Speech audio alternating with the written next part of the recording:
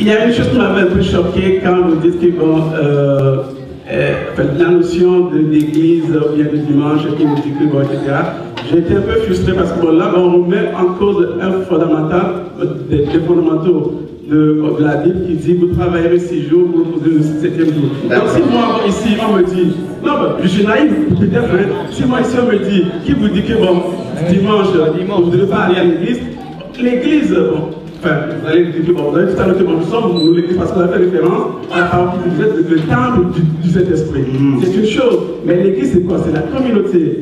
C'est là où on va pour louer le Seigneur, pour l'adorer, parce que Dieu nous a aussi créés pour l'adorer. Si on ne se retrouve pas en communauté. Qu'est-ce que l'adoration pour toi? L'adoration, c'est louer les bienfaits du Seigneur, ce qu'il a fait pour nous, le rendre gloire, parce que bon, il nous a créés, il nous a bénis, il nous a donné sauveur. Donc on doit le louer, on doit l'adorer. Maintenant, si vous dites que bon, l'église, ça n'existe pas, je suis moi-même l'église. Je suis l'église, je peux faire mon culte chez moi à la maison, oui, mais bon, fondamentalement, quand on revient à la question qui dit, à l'effet de toutes les nations, c'est là où je dis que vous y arrivez, je ne sais pas bon, si à la fin j'aurai cette soif nourrie, à l'effet de toutes les nations, mes disciples.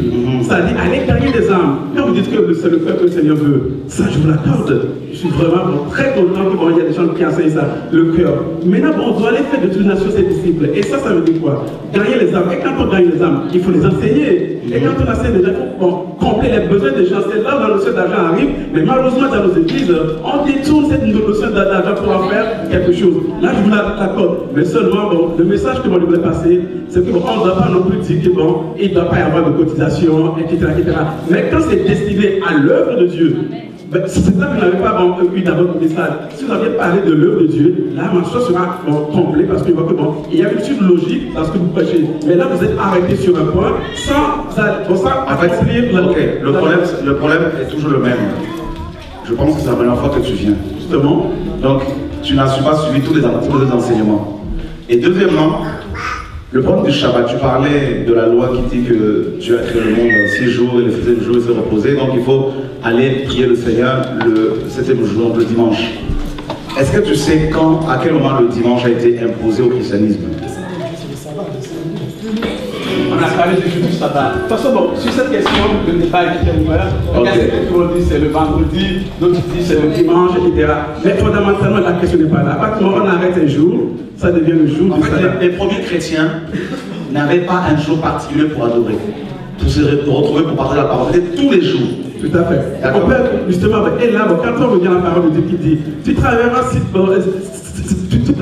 jours, le 7e jour tu te reposes. Donc c'est son jour sacré. Donc on ne peut pas aborder la semaine. Ça c'était la loi de Moïse. La loi cérémonielle, vous allez me dire que mon Seigneur veut. La loi, c'est la loi de Moïse, la loi cérémonielle effectivement, parce que le Shabbat était une préfiguration de Christ, de l'œuvre de la croix. C'est grâce à l'œuvre de la croix que nous avons le repos de nos âmes. Tout simplement. Donc le Shabbat n'a jamais été dans le plan de Dieu. Je vais encore plus loin. Est-ce que tu sais que le premier homme à avoir observé le Shabbat, c'était Adam? Oui. Est-ce que tu sais qu'il a observé le Shabbat? Non parce qu'il était fatigué. Ça, je ne sais pas. Ok. Donc Adam, le premier jour d'Adam, c'était le Shabbat. Dieu l'a créé au 6e jour. Le premier jour qu'Adam va connaître, c'est le Shabbat. Tout à fait, c'est le jour. D'accord? Et il n'avait jamais travaillé. Donc, en fait, pour comprendre la parole de Dieu, il faut toujours aller à la source. La source. En fait, le Shabbat dans le plan de Dieu, c'est quoi? Quand la Bible dit que Dieu va se reposer au 7e jour, Dieu n'a jamais été fatigué. Dieu ne peut jamais se fatiguer. Le verbe se reposer en hébreu, c'est cesser de travailler.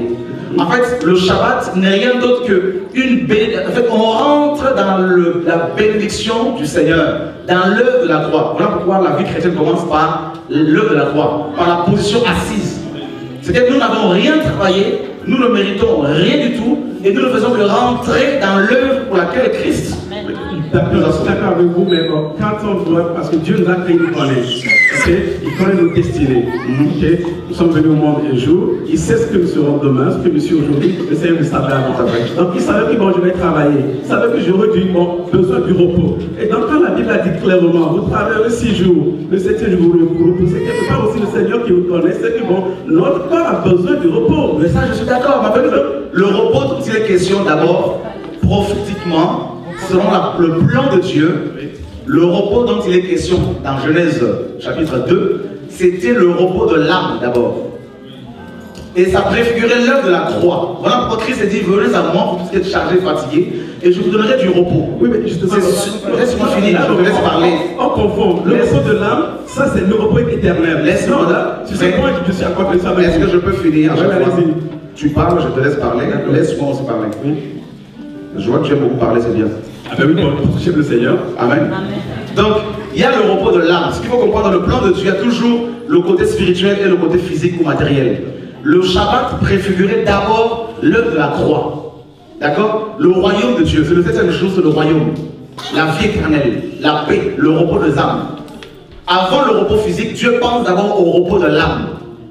C'est le plus important. Maintenant, deuxièmement, le Shabbat préfigurait le repos du corps physique. Mais tu verras que ce Shabbat a été mal compris parce que Jésus dit que le Shabbat a été fait pour l'homme et non l'inverse.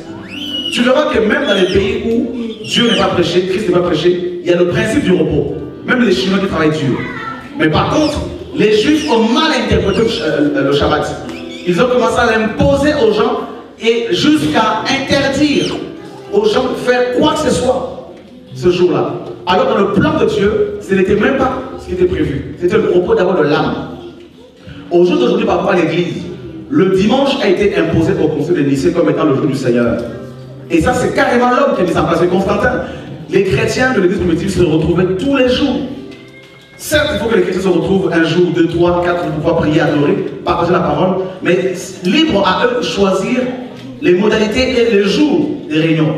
Mais on ne doit pas en faire une loi, n'est-ce pas, coercitive, pour pouvoir l'imposer aux frères et sœurs. Et là, on sort de la pensée de Dieu. Et c'est ce que nous dénonçons, et c'est ce que le Seigneur Jésus a dénoncé.